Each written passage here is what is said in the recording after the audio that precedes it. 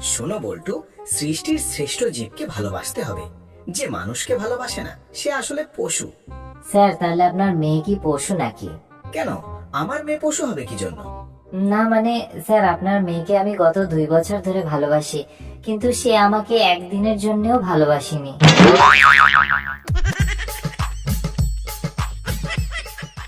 আচ্ছা বল্টু, বলো তো, ঘড়ি আবিষ্কার করেছে কে? স্যার প্রশ্ন হলো সেটা না, প্রশ্ন হলো সে ঘড়ি আবিষ্কার করার পর সময়টা তাকে কে বলল?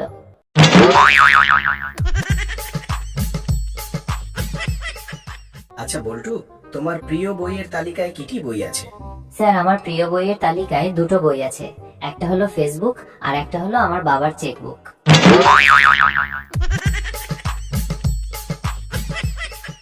কি ব্যাপার বল্টু, তুমি পরীক্ষায় খাতায় না লিখে এমন উসখুস করছো কি জন্য? স্যার প্রশ্ন যে কঠিন পড়ছে তাতে লিখতে আমার 12টা বাইজে যাবে। তাতে কি হয়েছে? এখন তো 11টা বাজে, এখনো 1 ঘন্টা টাইম আছে, তুমি লিখে ফেলো।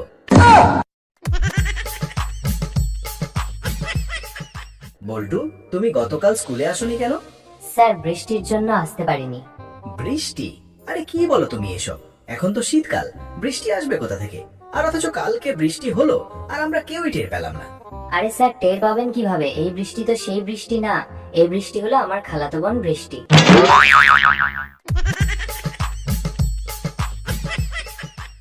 আচ্ছা বল্টু, বলো তো, দুধ আর বিড়ালের মধ্যে কি পার্থক্য আছে?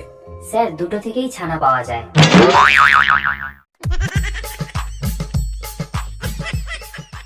বল্টু, তুমি স্কুলে আসতে আজকেও দেরি করেছো কেন? স্যার আমার মা আর বাবা ঝগড়া বাঁধিয়েছিল এই জন্য। তাতে তোমার স্কুলে আসতে দেরি হবে কেন? স্যার আমার পায়ের জুতো ছিল একটা আমার মায়ের হাতে আর একটা ছিল আমার বাবার হাতে।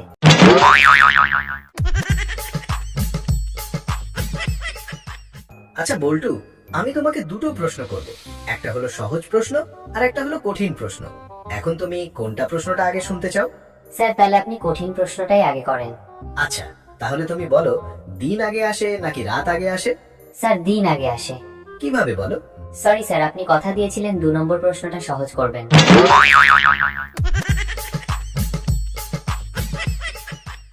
এমন এমন মজার ফানি ভিডিও পেতে আমাদের চ্যানেলটি সাবস্ক্রাইব করে আমাদের সাথেই থাকুন।